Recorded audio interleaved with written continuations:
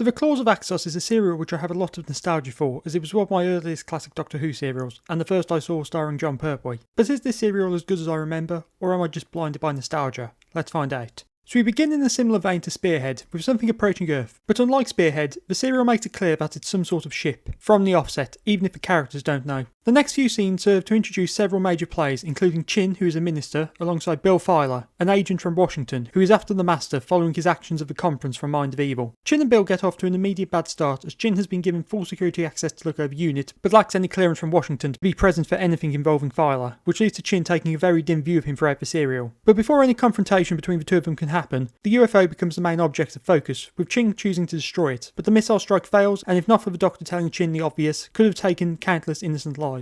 From there, the plot quickly moves to the UFO, which has landed, and UNIT begin an investigation. The initial build-up to going into the ship is great, with events being shown to the audience that UNIT don't witness, including both Filer and a tramp being captured and taken into the ship, alongside a scene which shows that the ship is organic and alive, as it has a heartbeat. A small group consisting of the Doctor, the Brigadier, Chin, alongside new characters Hardiman and Windsor, go into the ship and encounter the beings who it belongs to, and have been calling for help, the Axons. A lot of information is given here. The ship is called Axos, and the Axons fled their homeworld, which was destroyed by solar flares, with them wanting to stay on Earth for a time to recharge their ship and offer humanity a gift: Axonite. With so much information coming at the audience in the first episode, the Doctor clears a few things up by noting the major hole in the Axon story. That being that as they were able to manipulate all forms of matter and energy with Axonite, then how did solar radiation destroy their planet, with the Axon male brushing it off as they were too late. From here things start to take a turn, with quite a lot happening, as first we have Chin bringing in the army and arresting the members of UNIT, while the Doctor helps Windsor to examine Axonite, while at the same time the story begins revealing things to the audience that the majority of the characters don't know, notably that the Axons are evil, with them having alliance with the Master. Yes, 3 serials in a row, the Master is the villain, although in this case he acts more as a secondary antagonist to the Axons. Now to make things easier from here, I'll explain the Axons and Axos, which as we discover are in fact the same thing, with Axonite being its dormant state. Despite what the Axons said, the Axons were in fact not a small group fleeing their home planet. Instead, they are a single creature that goes to planets to feed on them, sort of like some sort of space vampire. This being what they call their nutrition cycle, something they are able to justify as just a part of life. Although what makes Axos distinct from just being another animal or parasite is that it's incredibly intelligent, meaning it was able to take advantage of the races it meets and uses them to spread Axonite across their planet, which allows them to feast. Now Axonite's purpose, just beyond being a plot device, I'll explore later, but for the meantime, Axos is an interesting villain because of this, as it's just a top being in the food chain, so its existence is just a part of a life cycle. Now obviously this would make Axos somewhat sympathetic in the story, and something you can imagine the Doctor wanting to help, so to have the Doctor against it, the script has to make it evil in some way, this being for its desire to achieve time travel and spread throughout time for the ultimate feast. This will be something I look more into when covering Axonite's place in the story, as both link together. So let's talk about the Master and how he got involved in this. So following his escape from Earth, the Master at some point encountered Axos and his life was spared in exchange for leading it to Earth. This of course killing 3 birds with one stone, as Earth would be destroyed alongside the Doctor, plus Axos could feast. Of course this means that the Master is kept a prisoner, and despite an escape attempt with Filer, can only get out of Axos by assisting it to spread the news of Axonite to the rest of the world, as Chin wanted to keep it in the UK. But they kept his TARDIS and so he's stuck on Earth. The Master definitely feels secondary to Axos in the serial, entirely due to him constantly getting captured by both Axos and UNIT. He makes so many escape attempts and bargains, which all fail for one reason or another. We also get him helping humanity to deal with Axos, which does end up failing, but this leads to another alliance which I'll discuss shortly.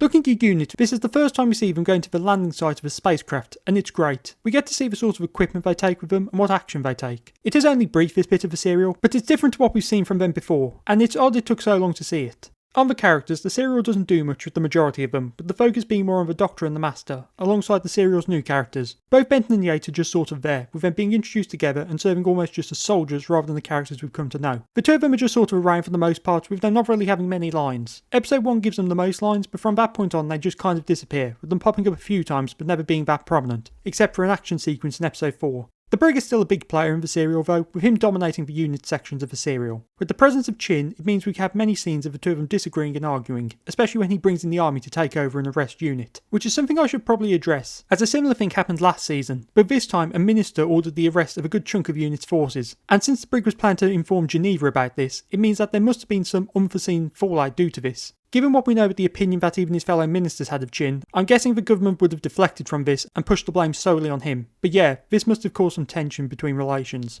Anyway, back on the Brig. So the Brig is the most prominent of the UNIT characters, with him getting some action and other scenes, although he is still a bit underused against the previous serials. The best moment for the Brig in this one has to be when they're working with the Master and he reveals that the Doctor and Joe will be killed with Axos. While it's just the brig saying no, the delivery of the line really sells how close he is to them, and doesn't want to risk them. And in a similar vein, at the very beginning when we first meet Chin, there is an argument over the Doctor as he lacks a file, with the brig of course standing in opposition to Chin, with him repeating one of his most notable lines. I am personally responsible for the Doctor. It's not the strongest showing of the brig, but he's still as great as ever. Jo, on the other hand, has regressed from the previous serial and is far closer to how she was in Terror. She's not as clumsy as she originally was, but she hasn't got the same confidence which really made her shine. I think she is better than she was in Terror, with her still having that drive to act on her own and not being left out, which leads to her entering Axos alone. There isn't much chance for her to interact with the Doctor, as they are mostly separated throughout for one reason or another, but when they are together they are strong. And we get to see her really relying on the Doctor, which gives their dynamic some charm we haven't seen in a companion dynamic before. So I think it's time to talk about the Axons, Axos and Axonite, but I want to focus on Axonite as it's a part of the serial's commentary. So the commentary isn't very subtle, but it's about humanity's greed, as explained by the Axonite male. Axonite is simply bait for human greed. The serial shows how humanity is blinded by its greed, and how one's own gain is more important than anything else. This is present from quite early on, as when Axonite is revealed, and is said to have the ability to manipulate matter and energy, including to increase it, the Doctor points out that it would allow for unlimited power, which is why Chin wants to keep it in the UK. While obviously this is enough, the fact that the Axons story is full of holes about how they came to be on Earth, making them an untrustworthy group. Chin doesn't pay any attention to this, and arrests anyone who stands in his way of getting Axonite. He makes a deal in private with him lying to the Axons about his intentions for Axonite, and then arrests every member of UNIT that is present, as he would have no control over them, and they would reveal the Axonite to the world, which the brig intends to do, but the Master reveals it first. This self-centered aspect is really only present for a bit of the serial though, but it is basically Chin's entire character, as every action he takes is for his own gain, with him seeing Axonite being the ultimate gain, which will impress all of his higher-ups and move him forwards. Chin is the standout character because of this, as nobody else is taken in by the power of Axonite, but he's enough for the commentary, and seeing his fall towards the end is enjoyable, even if we don't get his full demise, which was teased. On the evilisation of the Axons, due to the argument that the nature of Axos means that it's just a part of a life cycle, it means that the serial has to villainise it, otherwise the Doctor would have to act more neutral in the situation, wanting to find a peaceful solution where Axos would be allowed to feast, but presumably on a lifeless planet. This neutral aspect is something we see at the beginning when Axos is arriving, although this basically ends when they tell their story, which is full of holes. One way which Axos is evilised is through its intelligence and how it uses it to manipulate the people of Earth. The other way is through their desire to obtain time travel, as mentioned before, and their methods of obtaining it, with them willing to age Jo to death in front of the Doctor if he doesn't help them. This does play into the intelligence section too, as they are fully aware of what sort of damage they would be capable of if they were able to obtain time travel, seeing it as the ultimate feeding ground. But what I find interesting about how this intelligence characterises Axos is by the audience seeing it as evil because it wants to feast on us. Then by that same merit, aren't humans just as evil, as we do similar things to animals and plants to sustain ourselves? For the most part, we humans don't really think about eating animals as anything more than just survival, with us feeding them up and raising them in conditions to make them as delicious as possible. And we're sort of universally agreed we can eat plants without any sort of moral repercussions, which is exactly what Axos is doing within the story, although instead of feeding us, it's using us to spread itself so it can feast on us better. But the only reason that we the audience care and see Axos as evil is because it's humans which are affected by this. Well, yes, all of the life on Earth will be killed if humanity fails. It's humans who are at the forefront of this, and I don't think this was intentional, but the serial does end up touching on the morality of eating animals. I did not expect this to go into a deep dive of vegetarianism during a review of Claws of Axos. I thought that it would at least wait until later in the show, as that theme is more than likely going to be explored at some point. The serial itself doesn't go into this idea, but I think in the modern day, with how the world now looks at animals, I think there is something more to this serial, just below the surface. I mean, this obviously comes from the fact that the Axons took inspiration from vampires, but the way it all ended up across various script changes, yeah, I think this aspect did shift somewhat, even if nobody saw it at the time. With that covered, let's talk about the Doctor and the Master, as this serial is almost certainly their most interesting so far. So the two of them don't interact much in the serial, with them not even meeting until the final episode. The Master, once out of Axos, has the Doctor's TARDIS brought to the nuclear complex so he can use it to escape from Earth, although it needs serious work from the Doctor's attempts. This also is the serial which returns the Doctor's dematerialisation circuit after it was given to the Master in Terror of the Autons. Also, due to the Doctor being a prisoner of Axos, the Master is used in his place a bit, with him setting up a way to destroy Axos, but this ultimately fails. So on why the Doctor and the Master pairing up and why this serial is so interesting for them. Due to the immediate danger to the Earth, the Doctor gives the Master the option to work together so they can escape. We either escape together or we die together. Oh, very generous.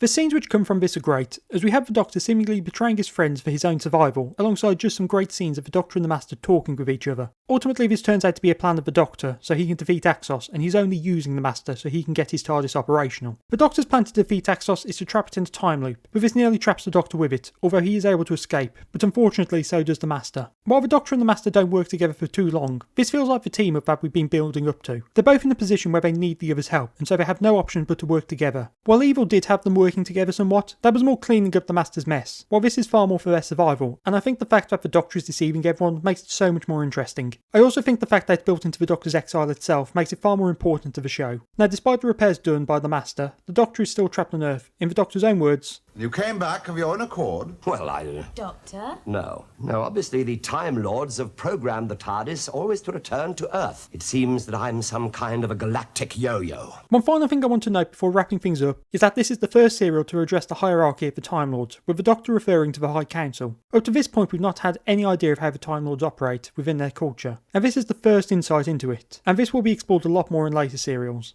Now let's talk about the colorisation, or in this case, the restoration. So this is the first time in a while that a serial actually has original colour prints, with episodes 1 and 4 both being the original 2-inch quad tape. This means that those two episodes are a lot higher quality than most we've seen so far. Episodes 2 and 3 however did not, and the only copies that existed were NTSC copies from Canada, and so a method called reverse standards conversion was created, which allowed for the NTSC copies to be returned to PAL versions, which would make them compatible with UK TVs. This does lead to a lower quality version than the surviving episodes, but it's not the lowest quality, and so they're a bit higher quality than some colour recovery methods.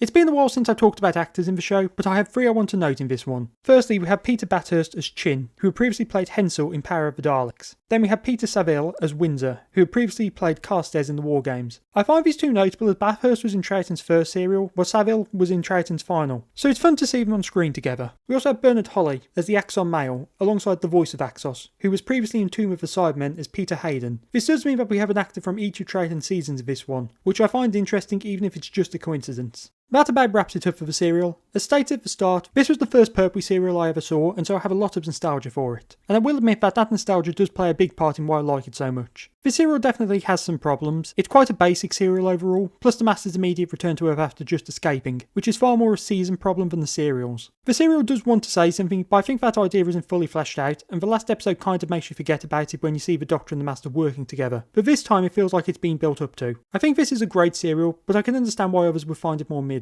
But with the TARDIS now semi-operational, the Doctor leaves Earth behind for a short trip into the future, where a planetary dispute is about to unfold, and the Master has his sights set on a weapon of mass destruction. Next time, Colony in Space.